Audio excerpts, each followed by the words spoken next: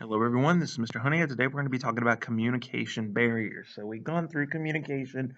We've talked a little bit about the different ways of self-expression, that sort of stuff, and communicating. So now we're going to talk about ways that this could interfere, things that could interfere with it. You have a set of notes, and then we have a little activity that's going to take about 2 days to finish.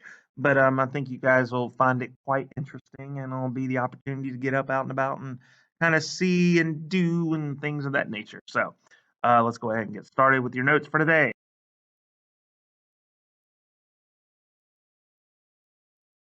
So, barrier one is jargon. So, whenever we communicate with each other, sometimes people use jargon, which is overcomplicated terms, unfamiliar terms, or technical terms that get in the way.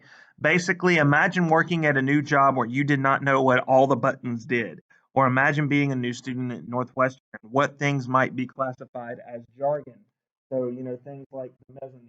When people talk about the mezzanine, it's like, what's the mezzanine? What's that? Or certain things very specific to Northwestern. Back when we used to have flex, that was considered to be jargon because it was something that if you were going to talk about what's flex time, people would be like, well, what's that?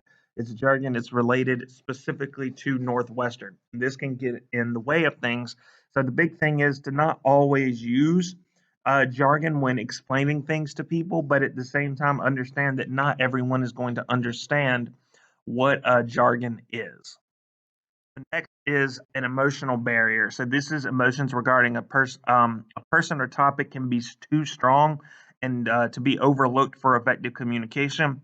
And this seems to make communication about someone's attitude rather than the topic itself. So not discussing death with someone. Let's say, for instance, someone wants to talk about maybe something happened with their family member and, somebody passed away and somebody else doesn't want to talk about it or discuss the topic of death because of the past experiences with their own family members. So, for example, there have been people in my life who have openly told me, for example, that they don't like talking about death because one of their family members passed away and it was so traumatic for them that they just don't like talking about the concept of death, the afterlife, heaven, all that kind of stuff. They don't talk about it at all. Okay, because the passing of someone they really cared about affected them that much, and so oftentimes this can also go into trigger warnings where certain topics create a sense of panic or anxiety, and then also having an emotional attitude towards someone that can overshadow conversation. So, for example, you can be talking about something very, very important. You can be talking about, and this often happens, for example, like in political conversations where, people feel very strongly about one way or the other. And, you can go from talking about an issue, but then once a certain political figure gets brought up, it then becomes less about the issue and more about that political figure. And then nobody wants to talk about the issue anymore because the emotions associated with this political figure overshadows the conversation. So this could go either way. And this also go, for example, like in relationships and things like that, to where you could be talking about someone that you could be talking about, friendships or things of that nature, and then someone mentions someone that you really like or you don't like, and then all of a sudden it becomes more about them and that person, and it just overshadows the conversation. Barrier three is the lack of attention or presence of noise.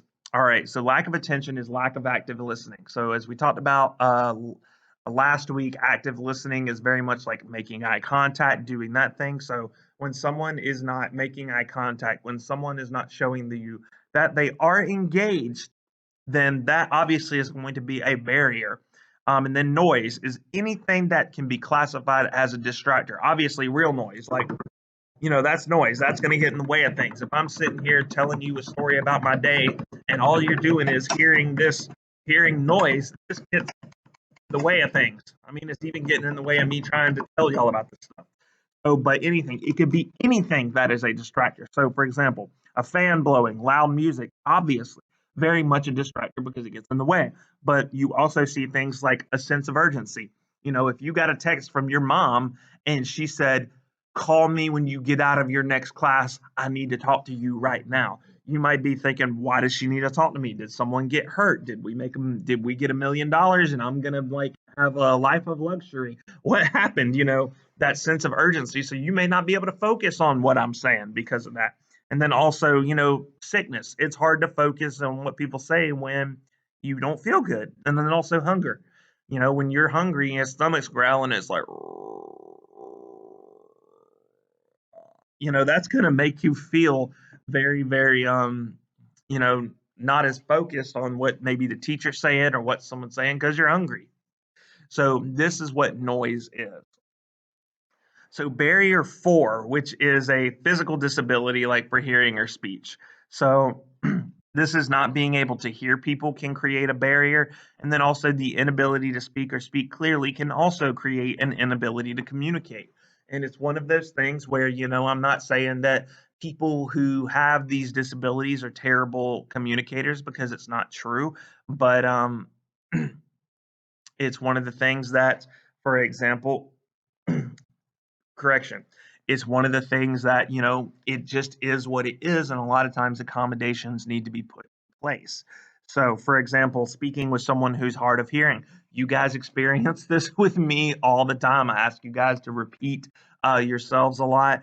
And it's also been harder to understand what people say because we're wearing masks at the moment. And then also speaking with someone who has an issue with forming sounds. Sometimes there are people in the world who may have speech impediments or who, for example, may not be able to actually form sounds or talk, so they make them talk in sign language and things of that nature. And sometimes this can create an issue in terms of communication because, rather than trying to understand someone, some people get frustrated.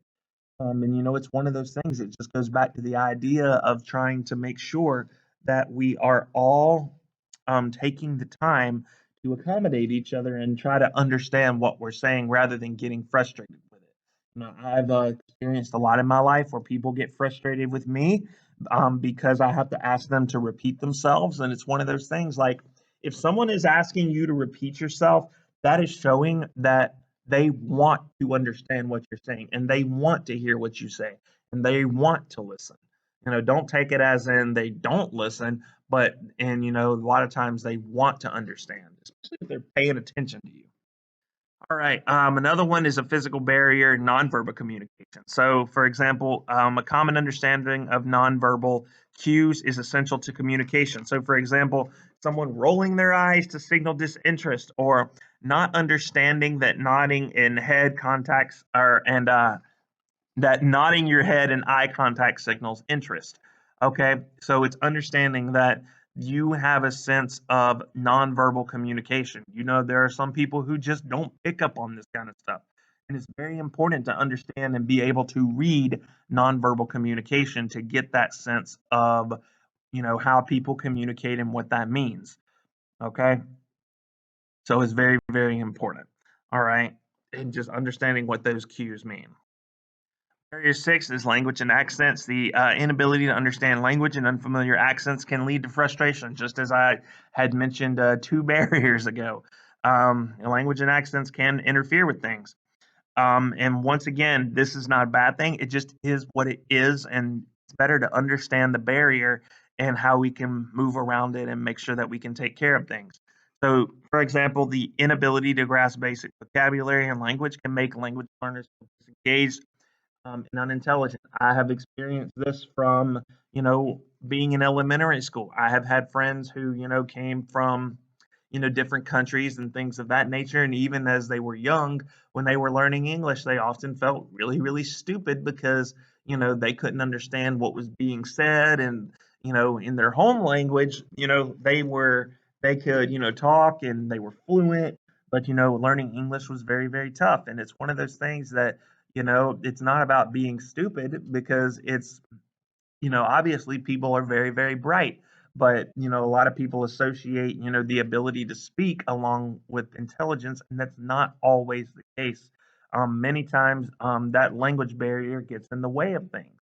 And oftentimes it's one of those things where you want to make sure that, we are being accommodating as best possible when it comes to other people's languages and things of that nature. So an example we have here is an English language learner trying to speak English in the classroom after their first year in America. All right, one of my friends, she grew up in Germany. When she came here to America, she said that, it was just so hard for her and she absolutely hated America and she didn't understand why people wanted to come here because she herself had such a hard time adjusting because while she understood and was smart and can do all this stuff, um, she could not understand the language. And then finally, a strong accent over the phone that one cannot understand.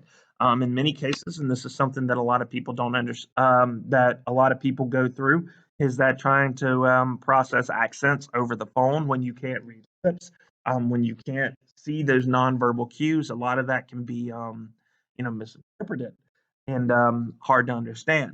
So it's important that with language and accents that we take time to accommodate, maybe slow things down, and just be open about how maybe we can find a way to maybe we can find a way to engage with everyone, so that way we can better understand them. Area 7, stereotyping. It gives us the preconceived notion about a person. And it's a generalization that they can be based on race, culture, ability, sexuality, gender, sex, and socioeconomic status. So think of any stereotype, and a lot of people think that if you believe that notion, then communication will be flawed. So it will be flawed in the standpoint of how you interact with someone, and it will be flawed in the standpoint of how you go about talking with someone and how you address them because you think that all people who look that way are that way when it's not exactly the case. So breaking down the barriers, how do we do it? Well, first off, we want to accommodate. So find ways of communicating that are not always speaking. So writing, texting, etc., doing all different kinds of ways, finding ways. There are ways where people have used translators and done things where they have used, just so much technology out there to make things happen. So never assume, ask for clarification. So in other words, don't assume that you know what someone is always trying to say. Don't be afraid to ask for clarification. Ask if you are understanding it right. Ask them what do they mean. Just make sure. Remember, you want to gain control of your emotions, so dope communication. So in many cases, when emotions get high, you may just need to stop and then take a break, then come back and finish that conversation, especially if it's an argument. Another thing is don't stereotype, don't do it. Approach people with an open mind, and then as always, be specific with people. A lot of times, what we think in our mind and what we say out of our mouth, we understand, but it does not come across as 100% the specifics of what people would need in directions. So you have an activity that you will be able to do over the course of the next 3 days or 2 days. In groups of 1 to 3, you will complete a list of challenges in Canvas. These challenges represent different barriers to answering questions. So you will need a piece of paper, a laptop, a cell phone, and a writing utensil. If you go into Canvas and you see challenges, what this is basically an activity where this relates back to us understanding barriers. You will see different challenges that relate to different barriers. In other words, there's jargon in there. There are ideas of, maybe different languages in there. There are different things that in other words, what you are going to do is complete a list of activities that you are going to have to find ways to accommodate, to understand, and go about these challenges. In other words, to understand what I'm looking for your activity and your submissions. Okay, so go ahead and open up the challenges section. It's PDF, and then you go through. You will need to make sure that you're taking pictures of certain things, and you'll see what I mean as we go through it. But let me know if you have any questions, and I will talk to you guys later.